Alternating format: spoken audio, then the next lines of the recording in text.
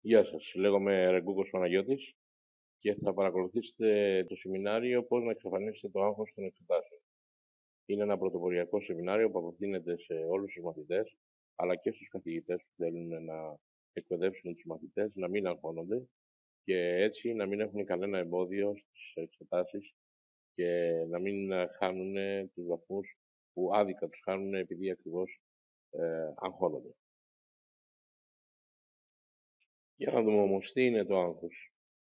Το άγχος είναι μια συναισθηματική αντίδραση του ανθρώπου απέναντι σε μια απειλή. Δηλαδή, όταν ο άνθρωπος νιώθει ότι απειλείται, είναι υποχρεωμένος να προστατεύσει τον εαυτό του. Γι' αυτό και υιοθετεί μια συναισθηματική αντίδραση, η οποία θα τον οδηγήσει στο να κινηθεί απέναντι σε αυτή την απειλή. Ας δούμε όμως λίγο μία-μία τις έννοιες. Να δούμε πρώτα τη συναισθηματική αντίδραση. Τι είναι συναισθηματική αντίδραση? Είναι η επιλογή του συναισθήματος που χρειάζεται για να κινηθεί ο άνθρωπος ώστε να προστατεύσει τον εαυτό του είτε για να τον ικανοποιήσει.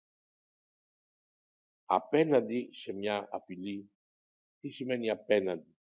Είναι όταν ο ίδιος ο άνθρωπος επιτρέπει να δεχθεί την επιρροή ενός γεγονότος ή μιας κατάστασης. Γιατί θα μπορούσε και να μην δεχθεί αυτή την επιρροή, δηλαδή να γυρίσει την πλάτη του και να φύγει. Η απειλή, τι είναι η απειλή? Η απειλή είναι κάτι που φαντάζεται ο άνθρωπος ότι μπορεί να του κάνει κακό, αλλά με τη δική του έννοια, με τους δικούς του φόβους. Για να δούμε τώρα ένα θέμα το οποίο είναι πάρα πολύ σημαντικό και για το οποίο όμως έχουμε μάθει λάθος πράγματα. Είναι η επιλογή των συναισθημάτων. Πώς παράγονται τα συναισθήματα? Ποιος τα επιλέγει? Ο άνθρωπος ο ίδιος ή μας έρχονται μόνα τους? Αυτό που σημαίνει στην πραγματικότητα είναι ότι ο άνθρωπος επιλέγει τα συναισθήματά του και όχι τα συναισθήματα των άνθρωπων.